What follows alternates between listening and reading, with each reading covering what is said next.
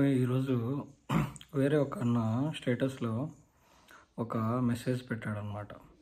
Free bus అన్నప్పుడు మహిళలందరూ పరిగెట్టుకుంటూ వెళ్ళి బస్సు ఎక్కుతున్నారు. మరి అదేవిధంగా ఫ్రీ బడి ప్రభుత్వ పాఠశాల ప్రభుత్వ స్కూల్ ఉన్నప్పుడు అందరూ ఎందుకు ఆ స్కూల్కి వెళ్ళట్లేదు, ఎందుకు ప్రైవేట్ స్కూల్కి వెళ్తున్నారో అనేది స్టేటస్లో పెట్టాడనమాట. ఫ్రీ అన్నప్పుడు ప్రభుత్వ స్కూల్కి ఎందుకు వెళ్ళట్లేదు, ఫ్రీ అన్నప్పుడు బస్సులు ఎందుకు యూజ్ చేసుకున్నారు?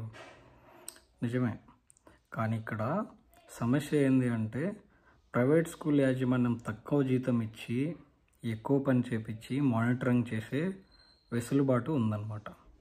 అదే గవర్నమెంట్ స్కూళ్ళల్లో ఇదే తరహాలో స్ట్రిక్ట్గా ఫాలో అయితే ప్రతి టీచరు క్వాలిఫైడ్, ప్రతి టీచరు మంచి చదువు వచ్చిన వ్యక్తి అనమాట. అందరి నుంచి ఫిల్టర్ చేసి సెలెక్ట్ చేసిన ఒక ఉపాధ్యాయుడు.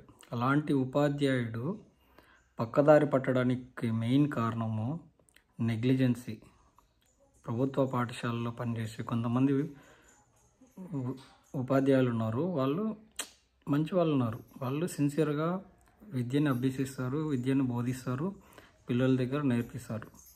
కానీ చాలామంది నేను గమనించినంతవరకు పక్కదారి పట్టి ప్రైవేట్ స్కూళ్ళల్లో గంటకి 2 గంటలకు పనిచేసి ఎక్కువ జీతాల కోసం ఆశించి పిల్లల భవిష్యత్తుని, గవర్నమెంట్ స్కూల్లో చదివే పిల్లల భవిష్యత్తుని నాశనం చేస్తున్నారు అన్నమాట.